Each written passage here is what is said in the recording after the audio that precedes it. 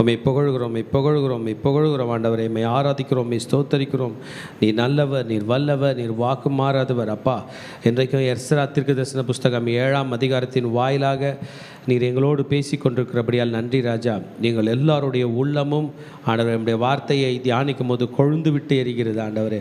ராஜ்யத்தை கட்ட, ஆலயத்தை கட்ட, நாமத்தை மகிமைப்படுத்த, ராஜ்யத்தை பெருக செய்யும்படி நாங்கள் சிறுக நீர் பெருக, எங்கள் பெயர் சிறுக உம்முடைய பெயர் பெருக, எங்களை கொண்டு எல்லாவற்றையும் நீர் செய்வீராக.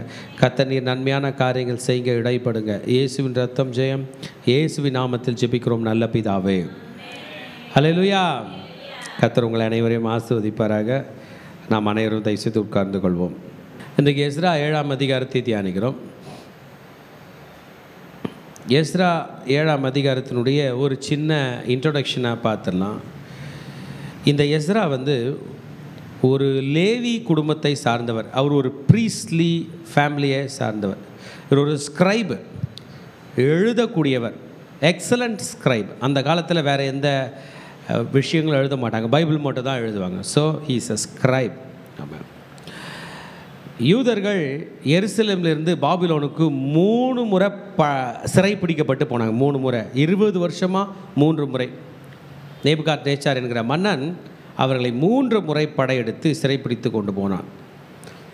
அதே போல் திரும்பி ரிட்டர்ன் ஆகும்போதும் 70 வருஷம் அடிமையாக இருந்தாங்க. அங்கே பாபிலோனில் எத்தனை வருஷம் அடிமையாக இருந்தாங்க? 70 வருஷம். எகிப்தில் எத்தனை வருஷம் அடிமையாக இருந்தாங்க?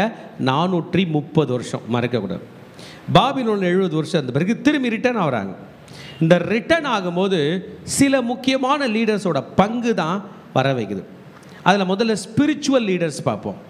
உயிராகவே இல்லை, ஆனால் உயிர் கொடுத்துட்டு போனது தான் எரேமியா, எசேக்கியேல் தீர்க்கதரிசிகள்.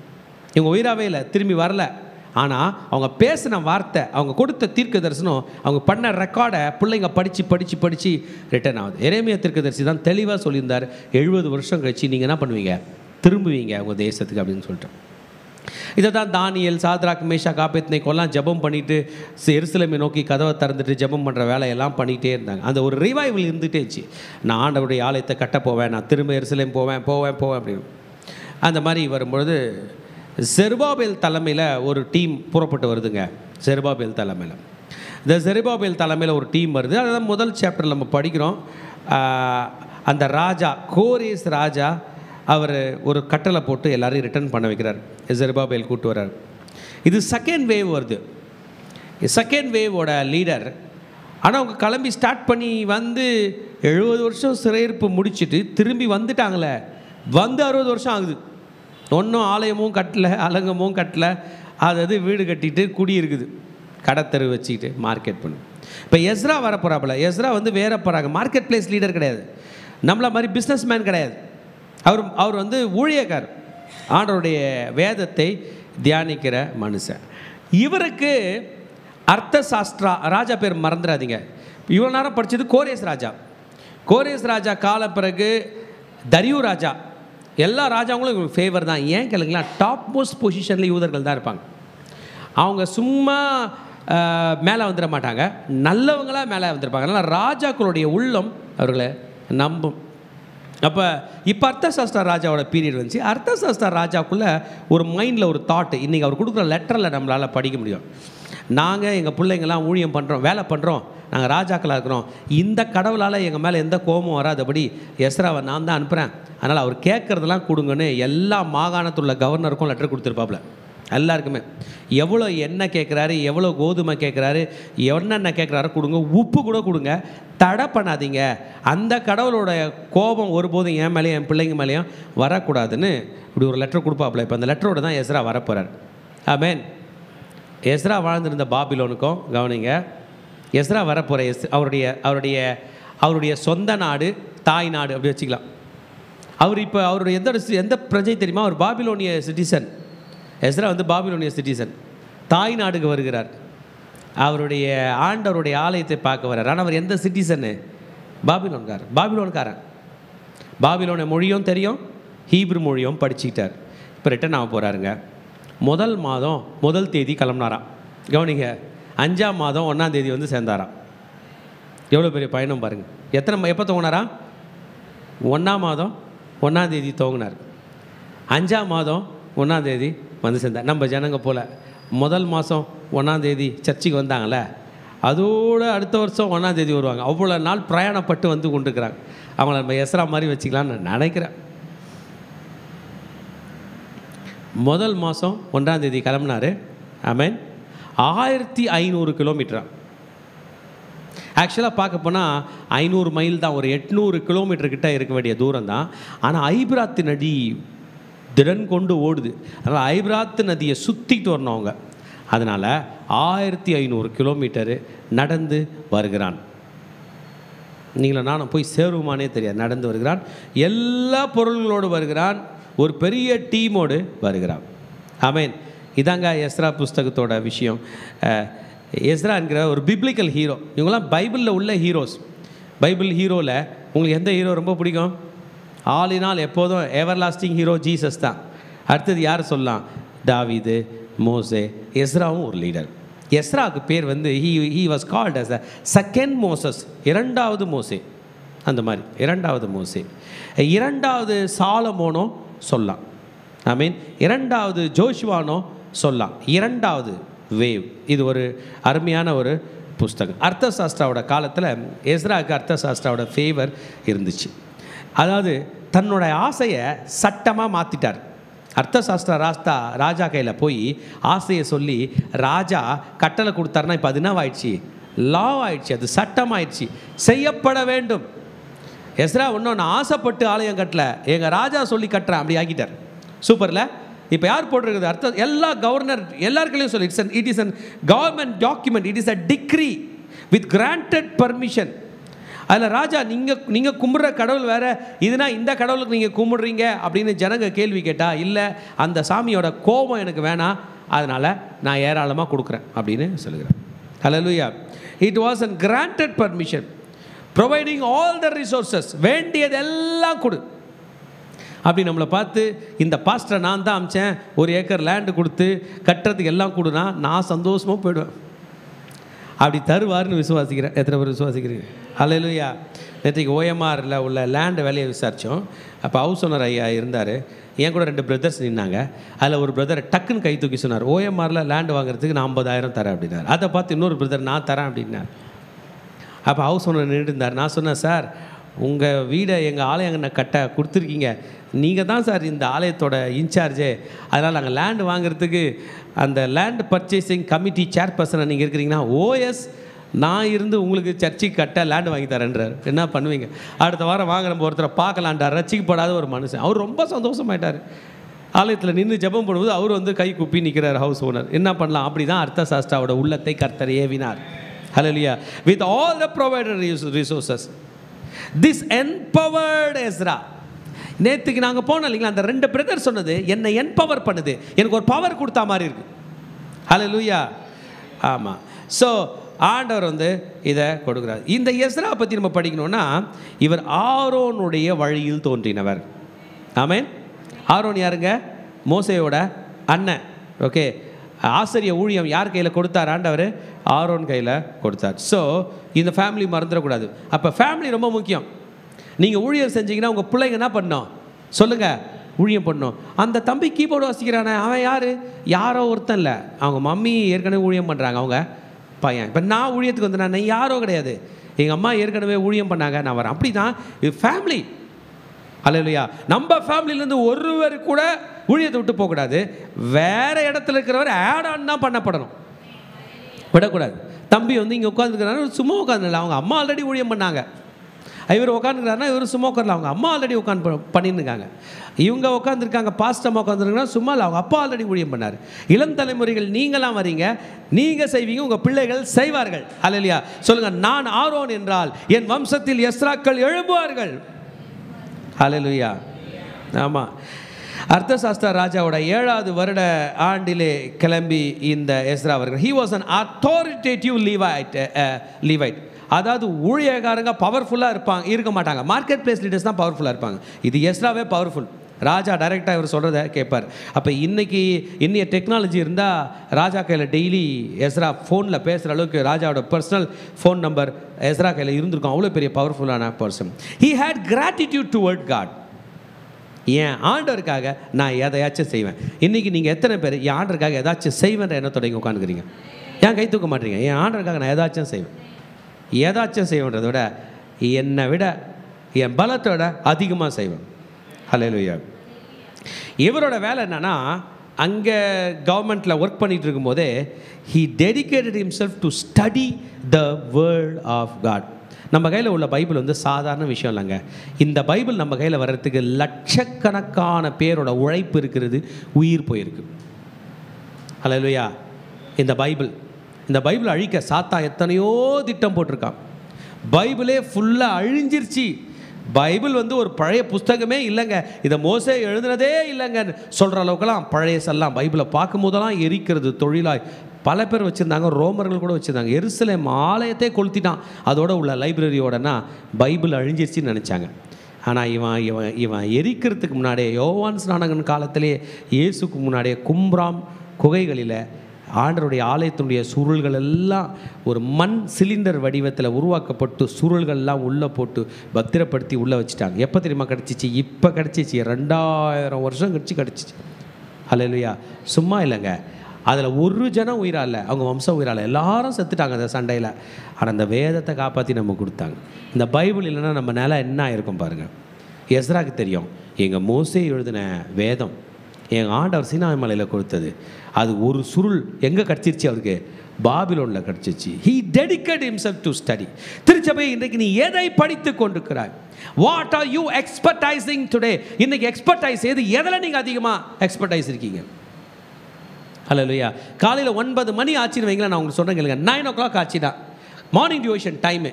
அந்த 9லேருந்து 11 முடிகிற வரைக்கும் பைபிளை தவிர வேறு எதுவும் படிக்காதீங்க. யோசிச்சிங்க, இது மார்னிங் டிவோஷன் டைம். ஆனால் நான் மார்க்கெட்டில் இருக்கிறேன், ஆனால் நான் வேலையில் இருக்கிறேன், ஆனால் பிஸ்னஸ் பண்ணுகிறேன், ஆனால் கடையில் இருக்கிறேன். இப்போ நான் சாப்டர் படிக்கிறாங்க, ஓ எஸ்ரா 7 நான் இன்றைக்கி படிப்பேன்.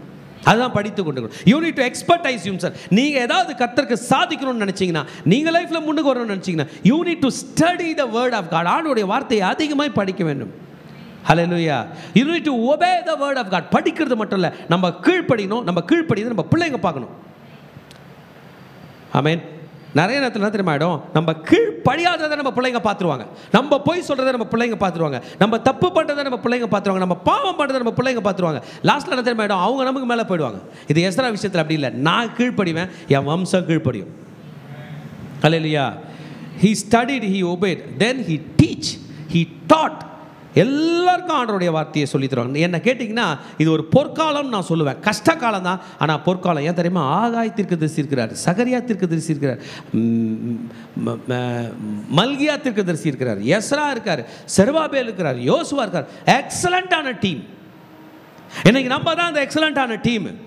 ஹல்லேலூயா. நேற்றுக்கு ஓஎம்ஆர் ஊழியத்துக்கு போயிட்டு வரும்போது என் கூட அங்கிள் சாலமோன் அங்கிள் வந்தார், தம்பி சுந்தர் வந்தார், என் கூட ஒரு டீம் வந்துச்சு. ரொம்ப பவர்ஃபுல்லாக ப்ரே பண்ணுறாங்க. ஹல்லேலூயா ஹல்லேலூயா ஹல்லேலூயா சொல்லிட்டு வராங்க.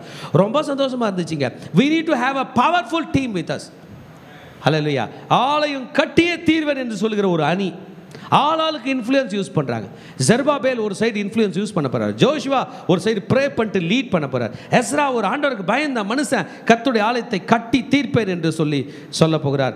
இப்பேற்பட்ட காலகட்டத்தில் தான் இவைகள் நடக்கிறது. ஒரு அல்லேலூயா சொல்லாமா? இப்போ நம்ம எஸ்ராவின் புஸ்தகம் 7ஆம் அதிகாரத்துக்கு வந்திருக்கிறோம். இதுக்கு ஒரு தலைப்பு கொடுக்க போகிறேன். The entry of Ezra. எஸ்ராவின் வருகை. இவ்வளோ நேரம் எஸ்ரா உள்ளே வரல, இப்போ தான் ட்ராவல் பண்ணி வரப்போறாப்புல. எத்தனை கிலோமீட்டர் நடந்து வந்தாருன்னு சொன்னேன்? 1500 கிலோமீட்டர். நீங்கள் இந்த சாப்டர் படிக்கும்போது தெரியும் எவ்வளோ கோல்டு எடுத்துகிட்டு வர போகிறாரு, எவ்வளோ வெள்ளி எடுத்துகிட்டு வர போகிறாரு. தனியாக வரல, பெரிய டீமாக வரார். எல்லாருக்கும் சாப்பாடு தண்ணி, என்னப்பா காலையில் நாஸ்டா, அப்புறம் டீ, அப்புறம் ஸ்நாக்ஸு, மதியம் லஞ்சு, இல்லை அங்கங்கே நின்று சமைக்கணும். இல்லை நான் நினைக்கிறேன் ஈவினிங் டின்னர் நல்லா குக் பண்ணி சாப்பிட்டுட்டு பேக் பண்ணி எடுத்துப்பாங்க. ஆமாம், சில வரலாறுகள் சொல்லுது அவங்க பகலில் ட்ராவல் பண்ண முடியாது, ஏன்னா அவ்வளோ வெயில். நைட்டில் தான் ட்ராவல் பண்ணுவாங்களாம், பகலில் ரெஸ்ட்டு தான், டென்ட்டு போட்டு. அப்படி ஒரு சூழ்நிலை, வெயில் அவ்வளோ ஹெவியாக இருக்கும். எங்கேயோ ஒரு இடத்துல ஒரு நாள் பயணம். அவங்களோட செட்டப் எப்படி இருக்குன்னா, ஒரு மனுஷன் ஒரு நாள் நடந்து போகிற தூரத்தில் எவ்வளோ தூரம் நடப்பானோ அவ்வளோ தூரத்துக்கு ஒரு இடத்துல ஒரு அமைப்புகள் இருக்கும், ஒரு நிழலாக இருக்கும். அந்த இடத்தெல்லாம் வாடகை கொடுவாங்க. இப்போ ஜனங்க ஏன்னா போக்கும் வரத்துமாக இருக்கும். இப்போ கரெக்டாக இத்தனை கிலோமீட்டர் ஒரு நாளைக்கு நடந்துடணும். நடந்துட்டு அப்புறம் அந்த இடத்துல போய் கூடாரம் தங்கணும். அப்படி அப்போ பகலில் ரெஸ்ட் எடுப்பாங்க, இரவில் மூவ் பண்ணுவாங்க அப்படின்னு ஒரு ஸ்டடி சொல்லுது. சிலர் பகலில் போவாங்க, டிபெண்டிங் அப்போ அந்த கிளைமேட். ஏறக்குறைய 5 மாதம் ஆயிருக்கு. ஜனவரி, பிப்ரவரி, மார்ச், ஏப்ரல், மே மாதிரி மே 1ஆம் தேதி வருகிறார்கள். ஓகே, இப்போ இங்கே வரார். எஸ்ரா ரிட்டர்ன் ஆகிறார். ரிட்டர்ன் ஆகிறத பற்றி நம்ம படிக்க போகிறோம். இந்த பைபிள் எஸ்ராவின் தீர்க்கதரிசன புஸ்தகம் எஸ்ராவை கனெக்ட் பண்ண போகிறதுங்க. 2 பேரோட கனெக்ட் பண்ண போகுது. முதல்ல சாதோக்கு, அவர் பேர் மறக்காதீங்க. என்ன பேருங்க? சாதோக். சாது அப்படின்ற பேர் நம்ம தமிழ் பேர் கூட ஒரு சாதோக்கு, ஒரு இக்கு சேர்த்துங்க, சாதோக்கு. ஜேடக். ஓகே, சாதோக்கு வந்து தாவீது ராஜா காலத்தில் ஊழியம் செய்கிற ஒரு ஆசாரியர். சாதோக் யார் காலத்தில் ஊழியம் செஞ்சவர்? ஆமாம், சாதோக்கும் அபியாத்தாரும். ஓகே, அவங்கள மறக்கூடாது. ஆரோன் மோசே காலத்தில் ஊழியம் செஞ்ச ஊழியக்காரன். ஊழியக்காரர்கள் முக்கியம், மார்க்கெட் பிளேஸ் லீடர்ஸும் முக்கியம். அன்னைக்கு மோசே காலத்தில் மோசே வந்து மார்க்கெட் பிளேஸ் லீடராகவும் இருந்தார், ஸ்பிரிச்சுவல் லீடராக இருந்தார், ஆளினால் அவர் ப்ராஃபட்டாகவும் இருந்தார். சாமியலும் அதே மாதிரி தான். அப்போ மோசேக்கு ஆரோன் உதவி செய்கிறான். சரியா சரியா? தாவீதுக்கு சாதோக்கு உதவி செய்கிறான். செருபாபேலுக்கு எஸ்ரா உதவி செய்கிறான். செருபாபேல் தாவீது வம்சம், அது யூதா குத்திரம். செருபாபேல் தான் மெயின் கேரக்டர் ப்ளே பண்ண போகிறார். அவர் தான் ஹீரோயிக். ஆனால் ராஜா பேர் கிடையாது. ராஜா வம்சம் ஆனால் ராஜா கிடையாது. இப்போ ஒர்க் பண்ண போகிறார். அர்த்தசாஸ்திரா காலத்தில் நம்ம ஜாதோக்கின் வழியில் தோன்றின எஸ்ராக்கு ரொம்ப பவர் இருக்குது. சாலமோனால் ஆசாரனாக அபிஷேகம் பண்ண. ஆமாம், அபியாத்தாருக்கு பதிலாக சாதோக்கு வருகிறார். அவர் உண்மையான ஒரு மனுஷனாக இருக்கிறார். ஹல்லேலூயா. 1 ராஜாக்கள் 1ஆம் வசனத்தில் நம்ம படிக்கும்போது அபியாத்தாருக்கு பதில் சாதோக் நியமிக்கப்படுகிறான். அதிலிருந்து சாதோக்கோட வம்சம் வந்து ரொம்ப கேர்ஃபுல்லாக இருந்துச்சான். இந்த சாதோக்கோட ஃபேமிலியில் என்ன அப்படின்னீங்கன்னா, சாதோக்கோட ஃபேமிலியில் அதை நிறைய ஆசாரிய ஃபேமிலி இருந்தாங்க. அவங்களாம் என்ன பண்ணிட்டாங்க கொஞ்சம் கவனிங்க. இஸ்ரேலிருந்து ஒரு ஆஃபர் லெட்டர் வந்துச்சு எல்லாருக்கும். தேவனுடைய தீர்க்கதரிசிகள்லாம் பாகால் தீர்க்கதரிசிகளாக மாறுங்க. என்ன பண்ணுங்க, உங்களுக்கு சம்பளம் வரும், பேர் அதே தான் இருக்கும், ஆனால் என்ன தீர்க்கதரிசியாக மாறுவீங்க? நிறைய பேர் போயிட்டாங்க. பொன் கண்ணுக்குட்டி தீர்க்கதரிசியாக மாறுங்கன்னா போயிட்டாங்க. பொன் கண்ணுக்குட்டி வந்து அந்த எரோபயாம் காலத்திலே வந்துச்சு. நிறைய லீவைட்ஸு அந்த சைட் சாஞ்சிட்டாங்க.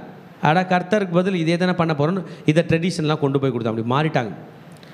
அவன் சாலமோனோட மகன் காலத்திலே கொஞ்சம் பேர் அந்த சைட் சாஞ்சிட்டாங்க. 2வது டீம் வந்து இவன் காலத்தில் ஆகாப், அவனுடைய மனைவியாக ஜெசபெல். அவள் பயங்கரமான விச் லேடி. அவள் பயங்கரமானவ. அவள் நம்ம படிச்சிருக்கோம்ல, எகு வரும்போது கண்ணுக்கெல்லாம் மையிட்டு புருஷன் செத்துட்டா இருந்தாலும் மேல் மாடியில் வந்து எகுவை கல்யாணம் பண்ணிக்கலான்னு பார்த்தா. அவன் வந்து அந்த நேரத்தில் ஆண்டோடைய ஆவியில் நிரப்பப்பட்ட போது என் பட்சத்தில் நிற்பவர் யார், அவளை கீழே தள்ளுனா அவள் கீழே வந்து செத்து போயிட்டான். ஸோ இந்த லேடி ரொம்ப ஒஸ்ட் லேடி. அவள் எல்லாரையும் வசியம் பண்ணி ஏமாற்றுகிற ஒரு பெண்ணாக இருந்தாலும் எல்லாமே ஈவில் ஸ்பிரிட்டு. இவன் என்ன பண்ணிட்டான்னா இன்னும் பெரிய டெரரை ஆலயத்தில் உண்டு பண்ணான். எல்லா ஆரோன் வழியில் தோன்றின பிள்ளைகளையும் அவளை சோரம் போக பண்ணிட்டா. எல்லாரும் அவுட்டுப்பா. எல்லாரும் இப்போ பாகால் தீர்க்கதரிசிகளாக மாறிட்டாங்க. எப்படியோ எலியாலாம் இருந்து, எலியா தான் ப்ரொஃபெட்டிக் ஸ்கூல் ஆரம்பிக்கிறாப்புல. நமக்கு தெரியும், எரிகோவுக்கு போகிறாரு, ஒரு இடமா யோர்தானுக்கு அக்கறையில் போவார், அப்படிலாம் போவார். ஏறக்குறைய 100கணக்கான ப்ரொஃபெட்டிக் ஸ்கூல்ஸ் ப்ராஃபட் எலியா வச்சுருக்கார். அதில் தான் எலிசா, தீர்க்கதரிசிகள், புத்திரர் அப்படிலாம் வரும் நம்ம ராஜாக்கள் புஸ்தகம் படிக்கும்போது. அதில் சாதோக்கோட ஃபேமிலி தப்பிச்சிருச்சின்னு எசேக்கியேல் தீர்க்கதரிசி ரெக்கார்ட் பண்ணுறார். எசேக்கியேல் தீர்க்கதரிசி தன்னுடைய 44ஆம் அதிகாரம் 15-16 வசனத்தில் சொல்கிறார், சாதோக்கோட ஃபேமிலியில் சிலை வழிபாடே இல்லை, அவங்க ரிலையபிள் பீப்புள் அப்படின்னு போடுறார். மீதி பேர்லாம் என்ன ஆகிட்டாங்க? Unreliable people. ஒருத்தங்க பாருங்கள், நான் ஊழியம் பண்ணுறேன், நான் ஆண்டருடைய பிள்ளையாக மாட்டேன், நான் திருந்திட்டேன், நான் இதை பண்ணுவேன் அதை பண்ணுவேன்னு வந்து பாவம் பண்ணாங்கன்னா நம்ம கதை கஷ்டமாயிடும். அவங்க பாட்டு சிலை வழிபாடும் பண்ணின்னு சைடில் மந்திரமும் பண்ணியிருந்தாங்கன்னா கஷ்டமாயிடும். அவங்க மினிஸ்ட்ரியில் இருக்க முடியாது. அப்படி ஒரு குழப்பம் வரக்கூடாது என்பதற்காக தான் கர்த்தர் இந்த சாதோக்கை சூஸ் பண்ணுறார். ஆல்ரெடி அவர் ப்ராஃபட்டு, தீர்க்கதரிசி, மன்னிக்கும், அவங்க ஆசாரியர்களாக இருக்கிறாங்க. ஆனால் வித் குட் நேம்ஸ், அவங்கள நல்ல பேர் இருக்குது. யார் எழுதியிருக்காரு? எசேக்கியேல் தீர்க்கதரிசி இதை எழுதியிருக்காரு. இந்த சாதோக்கைட், இந்த ஜாடோக்கைட்ஸ் தான் வருங்காலத்தில் சதுசேயர் என்ற பேரில் வராங்க. ஆமென், ஹல்லேலூயா. ஸோ இந்த சாதோக்கோட வழியில் வந்தவன் தான் எஸ்ரா. மோசே காலத்தில் உதவி செய்த ஆரோன், தாவீது சாலமோன் காலத்தில் உதவி செய்த சாதோக்கு, இப்போ செருபாபேல் காலத்தில் உதவி செய்ய வந்திருக்கிற எஸ்ரா. அப்போ சாதாரண ஆள் இல்லைங்க, இவர் பயங்கரமான ஆள். What was his work? What was his passion? இல்லை, அவருடைய பேஷன் என்னன்னா பைபிள் படிப்பதாங்க. பாருங்க, he was a skilled scribe. Ezra போல பைபிள் படிக்கிற ஆள் இல்லை. ஆமென் சொல்லுங்க. எஸ்ரா போல பைபிள் எழுதுகிற ஆள் இல்லை. எஸ்ரா போல பைபிளை பார்த்து பார்த்து படிக்கிற மனிதன் இல்லை. ஆமென். The great return of Ezra, எஸ்ராவுடைய வருகையை பெரும் வருகை என்பதாக வரலாற்று ஆசிரியர்கள் குறிப்பிடுகிறார். த கிரேட் ரிட்டர்ன், வந்தவர் பெரிய ஆள், சாதாரண ஆள் இல்லை. இன்றைக்கும் யூதர்களுடைய வரலாற்றிலே, யூதர்களுடைய புராணங்களிலே, யூதர்களுடைய எழுத்துக்களிலே மோசேக்கு அடுத்தபடியாக ஒரு பெரிய மனிதன் ஒன்று உண்டனால் யார் தான்? இந்த எஸ் is a skilled scribe, highly trained lawyer in the word of God. வேதம் என்ன சொல்கிறதோ இதுதான் சட்ட ரீதியான லாயர் கையில் போனோமா சட்டத்தை பற்றி சொல்லுவாங்க, இதுதான் சட்டம். அதுபோல் இதுதான் சட்டம் என்பதை உலகத்துக்கு கற்றுக் கொடுத்தவன் தான் இந்த Ezra. Is a skilled man. அந்த காலகட்டத்தில் அவங்க ரொம்ப இம்பார்ட்டண்ட். அவர் பைபிள் எழுத தெரிஞ்சவர், ஹீப்ரூ லாங்குவேஜே எழுதுறாருன்னா கல்தைய மொழியை ஈஸியாக எழுதுவார். அவர் ஞானியாக இருக்கிறார். கொஞ்சம் தெளிவாக புரிஞ்சுங்க.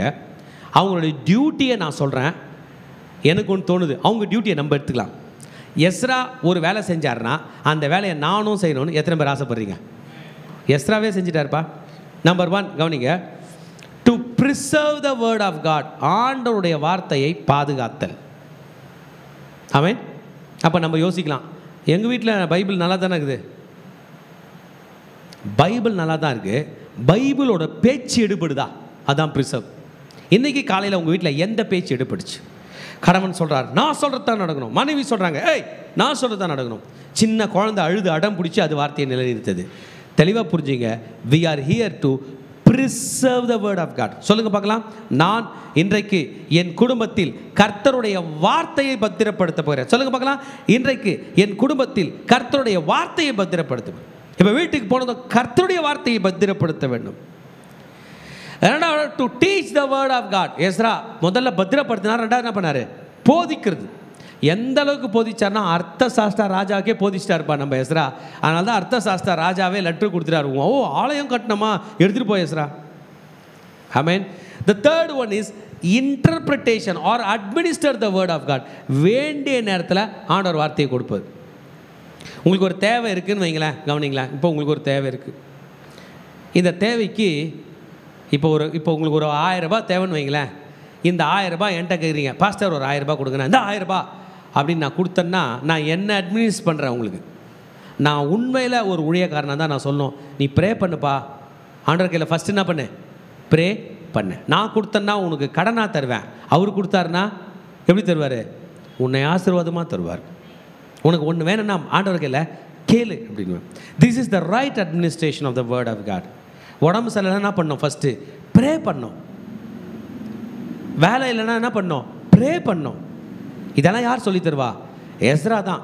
யாருங்க அந்த எஸ்ரான்னு கேட்குறீங்களா? நீ தான் மகனே அந்த எஸ்ரா, நீ தான் மகளே அந்த எஸ்ரா. கையில் பைபிள் எடுத்துகிட்டு இந்த பொறுப்பை எடுத்துங்க பார்க்கலாம். சொல்லுங்கள், என்னுடைய பணி, சொல்லுங்கள் என்னுடைய பணி கர்த்தருடைய வார்த்தையை பாதுகாப்பேன், கர்த்தருடைய வார்த்தையை போதிப்பேன், கர்த்தருடைய வார்த்தையை சரியான தருணத்தில் எடுத்து கொடுப்பேன். ஹல்லேலூயா. ஜீசஸ் இதுதான் பண்ணார். ஜீசஸ் எவ்வளோ அற்புதம் அடையாளம் செஞ்சாலும் நேராக ஆண்டவருடைய வார்த்தையை தான் பேசுவார். ஆக இந்த எஸ்ராவுக்கு நல்ல பேர் இருந்துச்சு, ராஜா வேண்டியதெல்லாம் கொடுத்தான். இப்போ எஸ்ரா புறப்பட்டு வர போகிறாங்களாங்க. 7th 7ஆம் வசனத்துலேருந்து 10ஆம் வசனம் வரைக்கும் பார்த்தோம் என்றால் அவருடைய பயணம் 1ஆம் மாதம் 1ஆம் தேதி துவங்கி 5ஆம் மாதம் 1ஆம் தேதி வரைக்கும் வந்தது. புறப்பட்டு வருகிறார், எருசலேமுக்கு வந்துட்டார். The good hand of his God was upon him. அதான் மெயின். அந்த வசனம் தான் அங்கே மெயினாக படிக்கிறோம். கர்த்தருடைய கரம் அவன் மேல் இருந்தபடியினால், தேவனுடைய தயவுள்ள கரம் தன் மேல் இருந்ததினால் எருசலேமுக்கு வந்தான். சொல்லுங்கள் பார்க்கலாம். தேவனுடைய தயவுள்ள கரம் என் மேல் இருப்பதினால் நான் கர்த்தர் பணியை செய்வேன். சொல்லுங்கள் பார்க்கலாம். தேவனுடைய தயவுள்ள கரம் என் மேல் இருந்ததினால் தான் இன்றைக்கு ஆலயத்துக்கு வந்திருக்கிறேன். எல்லாம் சாத்தா நம்மளை உலகத்தில் கூட்டு போய் புரட்டி எடுத்துருப்பான். நம்ம பட்ட பாடுக்கு காசு கூட இல்லாமல் இருந்திருப்போம், பேர் கூட கெட்டு போய் ரிட்டர்ன் ஆகிருப்போம். இன்றைக்கி கர்த்தருடைய சொல்லுங்கள் தயவுள்ள கரம் என் மேல் இருந்ததினால் நான் கர்த்தருடைய ஆலயத்துக்கு வந்திருக்கிறேன். He comes. ஆமென். வரார் எஸ்ரா. எஸ்ரா ஃபஸ்ட்டு ஹீரோ கிடையாது. ஏற்கனவே வந்துனுக்கிறாங்க ஜனங்க, 60 வருஷமாக வந்துனுக்கிறாங்க. அங்கே அடிமையாக இருந்தது 70 வருஷம் தான். டெய்லி கொஞ்சம் பேர், ஏன்னா டிகிரி இருக்குது ஆல்ரெடி, ராஜா கட்டளை போட்டார், யூதர்கள் வெளியே போனால் விட்டுரு, மீதி பேர் போக முடியாது. வீரர்கள் வெளியே போனாங்கன்னா விட்டுலாம். அவன் கோல்டு எடுத்துகிட்டு போகலாம், வெள்ளி எடுத்துகிட்டு போகலாம், சில்வர் எடுத்துகிட்டு போகலாம், காசு எடுத்துகிட்டு போகலாம், எல்லாமே எடுத்துகிட்டு போகலாம். அலோவ் பண்ணிட்டாங்க. அப்படி பேர் டிகிரி கோரேஸ் ராஜா போட்டார். அவங்க ஊருக்கு போங்க, யூதர்கள் போங்க, அவங்க ஆலயத்தை கட்டுங்கன்னு. ஆனால் ஜனம் வரல. 60 வருடம் கழித்து எஸ்ரா வருகிறான். கர்த்தர் எஸ்ராவை தொடர்ந்து he came to this city. அவர் வரும்போதே சிட்டி ரீபாப்புலேட்டடாக இருக்குது. முதல் பீப்புள் வந்தாங்களே, அப்போ அது இடிபாடுகள் நடுவில் இருந்து. இப்போ எப்படி இருக்குது? Already city ready. உங்களுக்கு வேணா நாஸ்டா இருக்கும், டீ இருக்கும், என்னென்ன இருக்குமோ எல்லாம் இருக்கும். இட்ஸ் தேர். புறப்பட்டு வருகிறான். ஆனால் இந்த எஸ்ரா வரும்போது தனியாக வரலைங்க, ஒரு டீமோட வருகிறார். வரலையே சொல்லாமா? டீம் அவசியம். தனியாக நீங்கள் யாருன்னா எதனா பண்ணணும்னு நினச்சிங்கன்னா நீங்கள் தோற்று போயிடுவீங்கன்றதான் மறந்துடாதீங்க. சாரி, நான் இங்கே நிற்குன்னு சொல்லுறேன், மேலே கோச்சிக்காதீங்க. தனித்து உங்களால் எதையும் சாதிக்க முடியாது. You need a team. முதலாவது, கணவனாக இருந்தால் உங்கள் மனைவி அவசியம். மனைவியாக இருந்தால் உங்கள் கணவன் அவசியம். தயவு செஞ்சு தனியாக ஆப்ரேட் பண்ணணும்னு கனவு காணாதீங்க, ஆபத்தில் முடிஞ்சிடும்.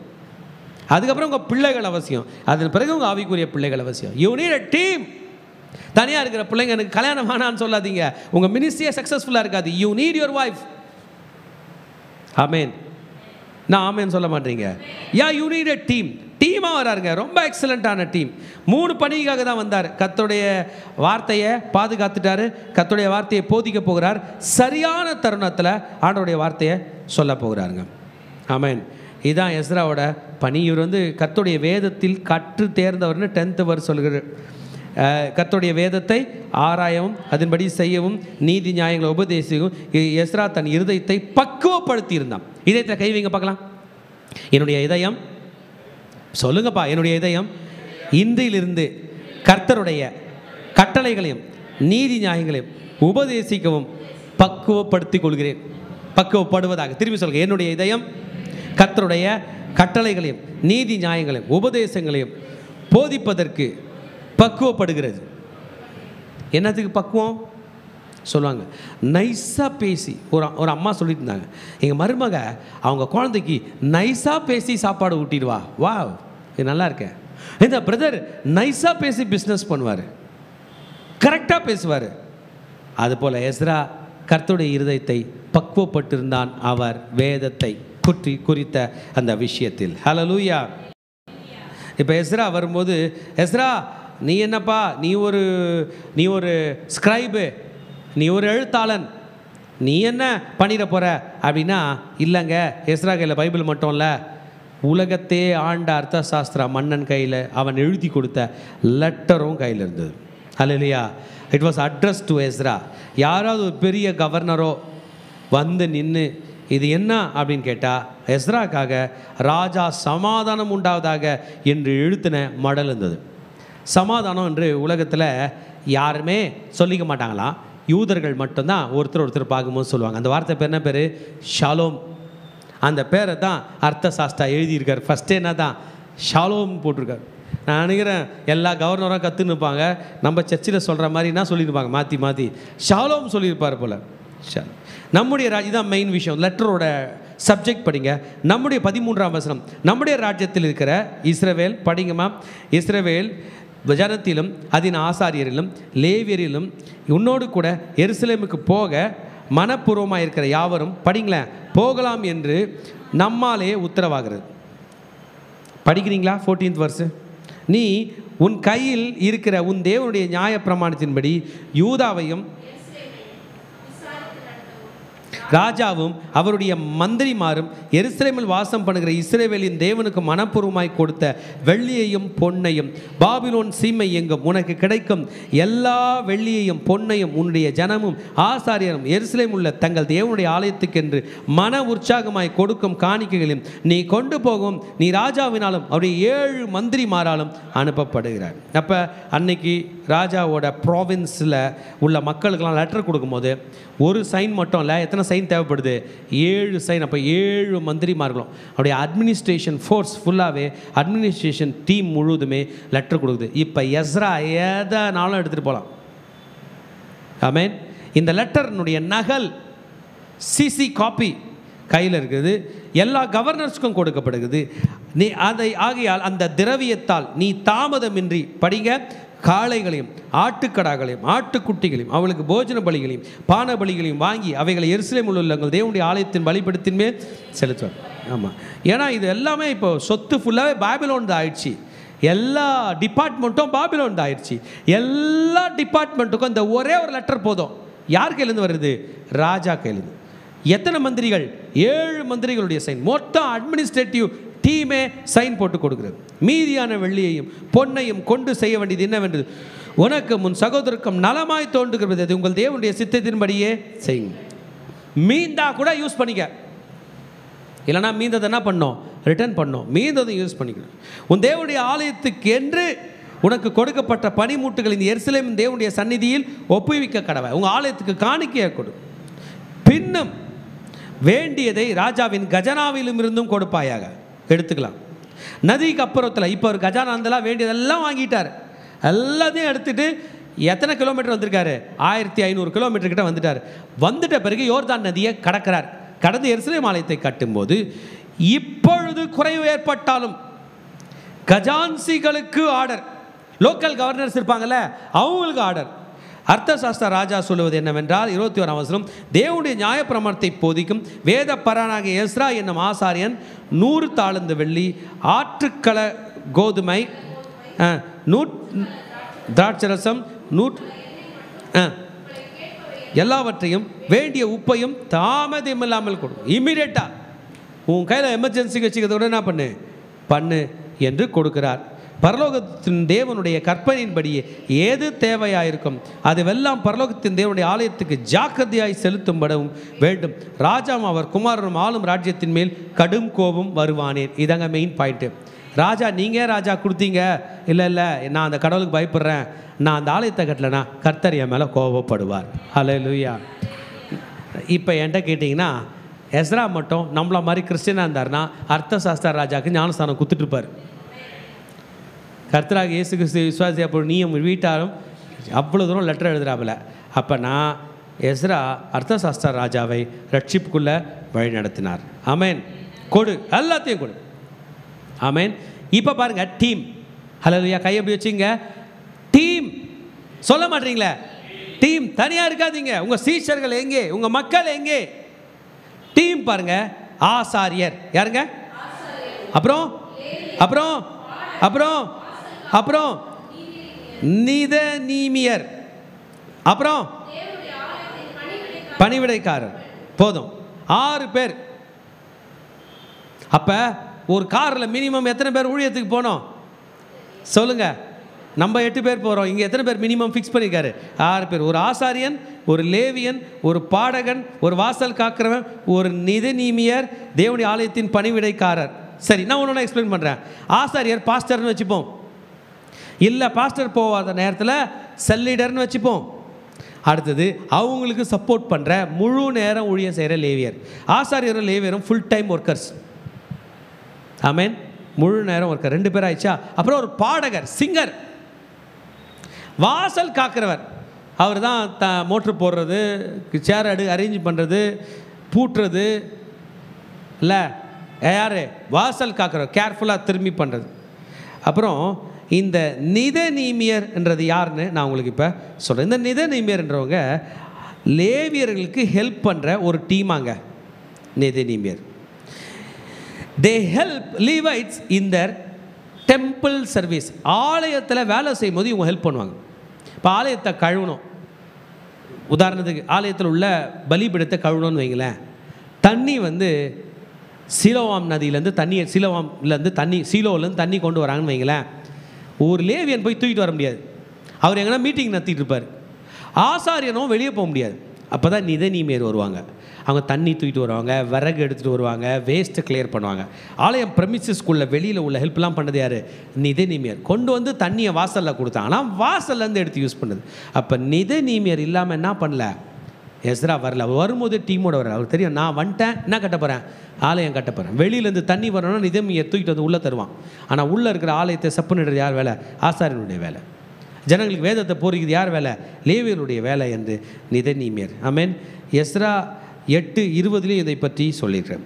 சிலர் சொல்கிறாங்க யோசுவா காலத்தில் இந்த மீதியானியர் இஸ்ரவேல்கிட்ட ஒரு ஒரு பொய் சொல்லிவிட்டு நாங்கள் ரொம்ப தூரத்துலேருந்து வரோம் அப்படின்னு சொல்லிட்டு நின்றுட்டு உள்ளே சேர்ந்து தப்பிச்சிருவாங்க. அவங்க இந்த நிதனிமியராக இருக்கணும்ன்று அதை பற்றி நமக்கு தெரில. ஆனால் இதை மெயின் ரெக்கார்டு எஸ்ராவின் புஸ்தகத்தில் இருப்பதினால் திருச்சபையே இந்த நிதனிமியரும் மிகவும் முக்கியமாக இருக்காங்க. 6 குரூப் ஆஃப் பீப்புள். இவங்களில் யார் போனாலும் அவங்களோட பாஸ்போர்ட்டை எடுத்துகிட்டு போய் விசாவை செக் பண்ணி நீ டேக்ஸ் கட்டலை, அது கட்டலை, இது கட்டலைன்னா கேட்க மாட்டாங்க கவர்மெண்ட்டில். அந்த பார்டர் ஃபோர்ஸு, பார்டர் செக்யூரிட்டி பாபிலோன்லேருந்து வெளியே வரும்போது என்ன பண்ணுவாங்க, விட்டுருவாங்க. எருசலேம் அப்போ மாகாணமாக மாறிச்சு. எருசலேம் மாகாணத்தில் வரும்போதும் அங்கே உள்ள செக்யூரிட்டி என்ன பண்ணுவாங்க, ஓ நீங்கள் நிதனிமியரா போகலாம், ஓ நீங்கள் ஆண்டவருடைய ஆலயத்தில் பாடகரா போகலாம் என்று சொல்லி ஒரு பெரிய பர்மிஷனை வாங்கி சட்டத்தோடு எஸ்ரா புறப்பட்டு வருகிறார். ஹல்லேலூயா. ஆமாம், சட்டத்தை கரெக்டாக கீழ்ப்படிஞ்சு எக்ஸலண்ட்டாக செய்தது போல் நீங்களும் நானும் ஊழியம் சட்டத்துக்கு கட்டுப்பட்டு செய்ய வேண்டும். ஆமேன்னு சொல்லுங்கள். ராஜாக்கள் நமக்கு உதவி செய்வாங்க. பிஸ்னஸ் பற்றி கேளுங்க. பிஸ்னஸ் சட்டத்துக்கு உட்பட்டு செய்ய வேண்டும். அப்போ தான் பெரிய அளவில் பிஸ்னஸ் பண்ண முடியும். ஓகே, பெரிய அளவில் ஊழியம் செய்ய முடியும். அப்புறம் பண்ணிவிட்டு எல்லா ஜனங்களையும் கூட்டிக் கொண்டு வருகிறான். பின்னும் நதிக்கு அப்புறத்தில் உள்ள உன் தேவனுடைய நியாயப்பிரமாணங்களை அறிந்த சகல ஜனங்களும் நியாயம் விசாரிக்கத்தக்க துரைகளையும் நியாயாதிபதிகள் எஸ்ராவாகிய நீ முன்னில் உள்ள தேவனாகிய ஞானத்தின்படியே ஏற்படுத்துவாயாக. அந்த பிரமாணங்களை அறியாதவைக்கு அவைகளை உபதேசிக்கும் கடவை. அப்பா ஒரு பெரிய டீடே ரெடி பண்ணிட்டு வராருப்பா. இவர் கவர்னரே ஏற்படுத்தலாம், பைபிள் ஸ்கூல் ஸ்டார்ட் பண்ணலாம், பைபிள் காலேஜு ஸ்டார்ட் பண்ணலாம். உன் தேவனுடைய நியாயப்பிரமாணத்தின்படியும் ராஜாவுடைய நியாயப்பிரமாணத்தின்படியும் செய்யாதவனே அவனும். 2 பேருமே 2 things are going hand in hand. வலது கை கையில் பைபிள் எடுத்துங்க, வேதம் ராஜாவின் சட்டம், ரெண்டுமே செய்ய போகிறார் Ezra.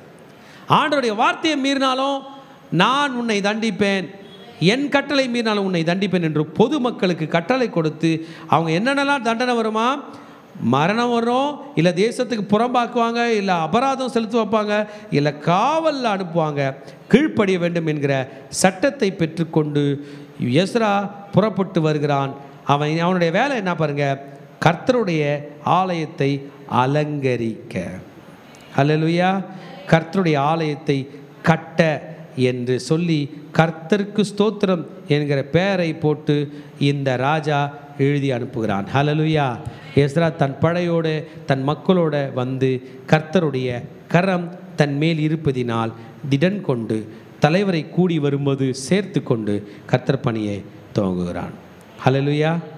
Amen, amen, amen.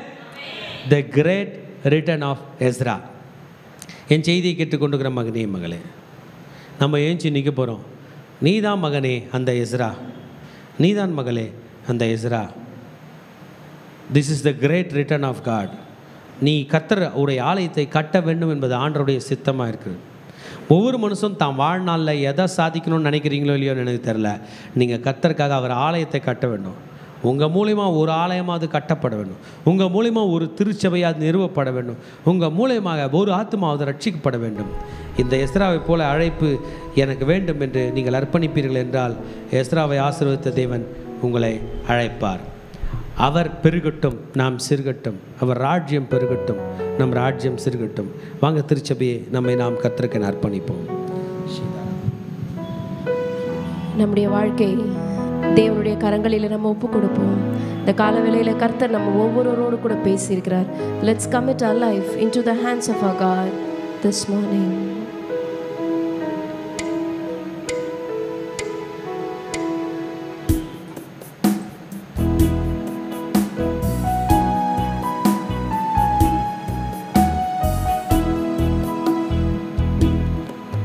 Into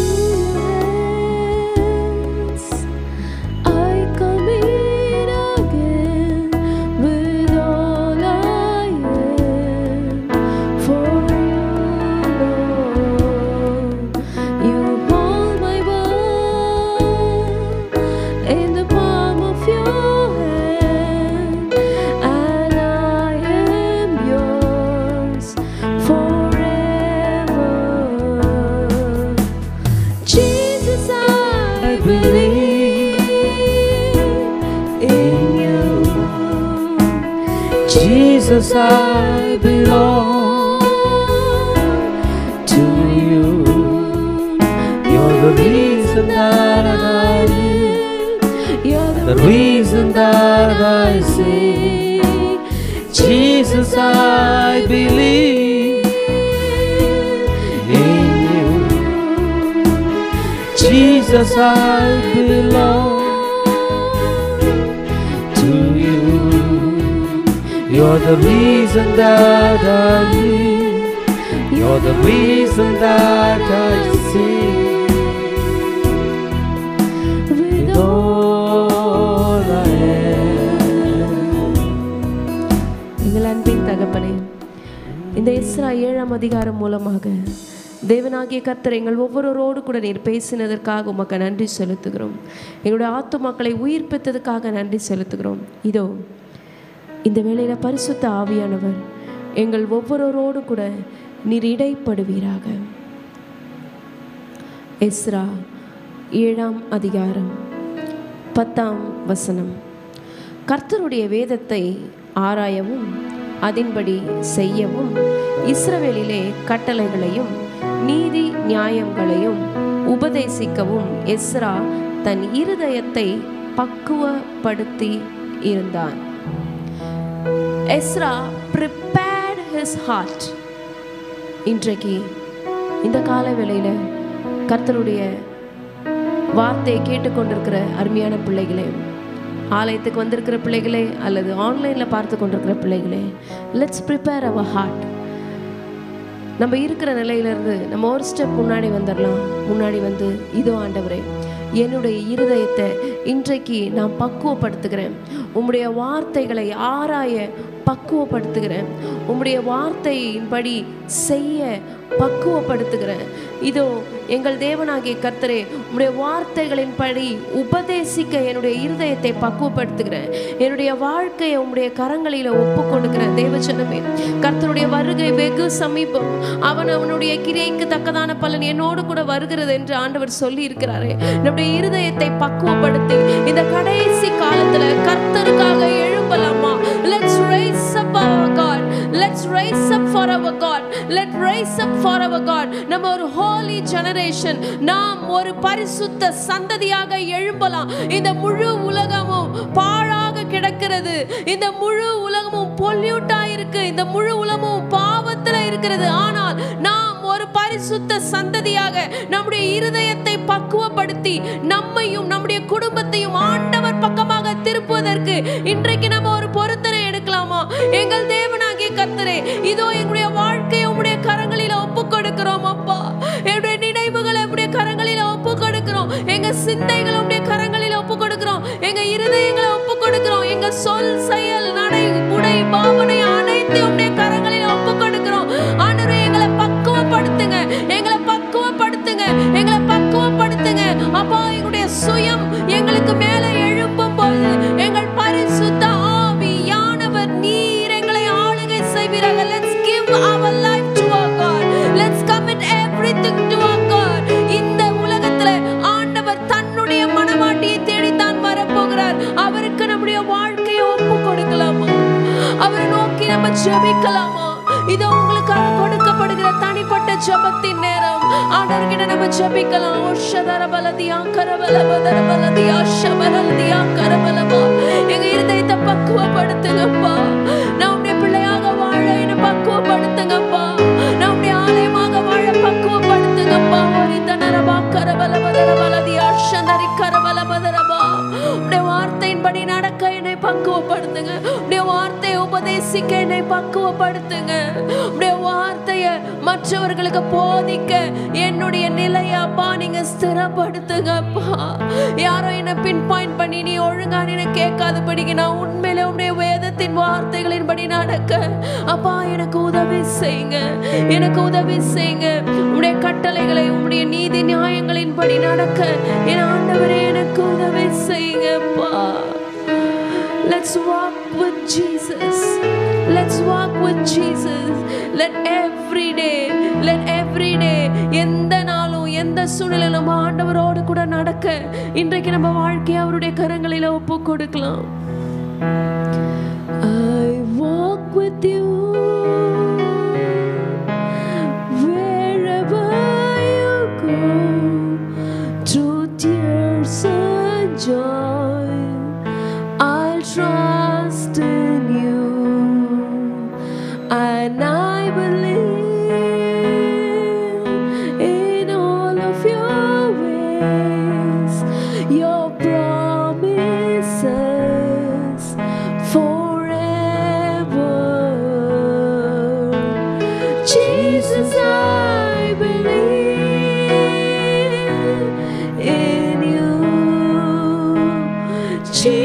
I belong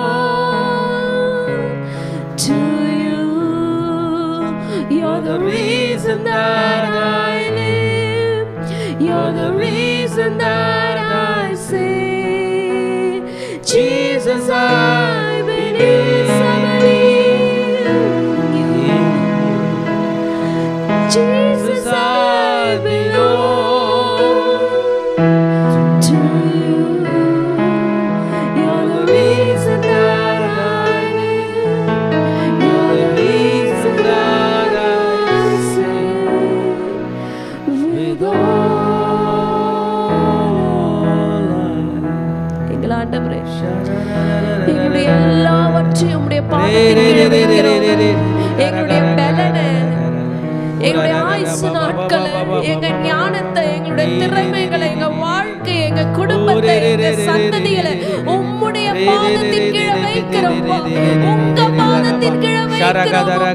எங்களை பக்குவப்படுத்தி உம்முடைய ராஜ்யத்தின் மேன்மைக்காக, அப்பா, உம்முடைய ராஜ்யத்தின் மேன்மைக்காக எங்களையும் எங்களுடைய குடும்பத்தையும் எங்களை பக்குவப்படுத்தி, எங்க GA6 சபையின் பிள்ளைகளை பக்குவப்படுத்தி உங்க ராஜ்யத்துல எடுத்து பயன்படுத்துங்க. Lord, we belong to you. Jesus, we belong to you. Jesus, we belong to you. என் குடும்பம் உங்களுக்கு சொந்தம் சொல்லலாமா? என் குடும்பம் உங்களுக்கு சொந்தம். என் பிள்ளைகள் உமக்கு சொந்தம். என் சந்ததிகள் உமக்கு சொந்தம். நாங்கள் பக்குவமாக எங்களுடைய வாழ்க்கையை நடத்த, let's prepare everything for Jesus Christ. உடைய கரங்களை ஒப்பு கொடுக்கிறோம். நீரே எங்களை பொறுப்பேற்று நடத்துவீராக. இயேசுவின் ரத்தம் ஜெயம், இயேசுவின் நாமத்தில் பிதாவே, ஆமென், ஆமென். May the good God bless you. Shalom and have a blessed. கடைசி ஆசீர்வாதத்துக்கு நேராக கைகளை விரித்துக் கொள்ளும். ஈவரக்கா அடோனாய் வயீஷ்மரக்கா யா ஏர் அடோனாய் பன்னவ் அல்லக்கா விஹுனக்கா ஈஷா அடோனாய் பன்னவ் அல்லக்கா வயசம் லக்கா ஷாலோம் வயசம் லக்கா ஷாலோம். கர்த்தர் உன்னை ஆசீர்வதித்து காக்க கடவர். கர்த்தர் தன் முகத்தின் மேல் பிரகாசிக்க பண்ணி உன்மேல் கிருபையா இருக்க கடவர். கர்த்தர் தன் முகத்தை உன்மேல் பிரசன்னமாக்கி உனக்கு சமாதானம் கட்டளையிட கடவர். ஹல்லேலூயா, ஹல்லேலூயா, ஹல்லேலூயா.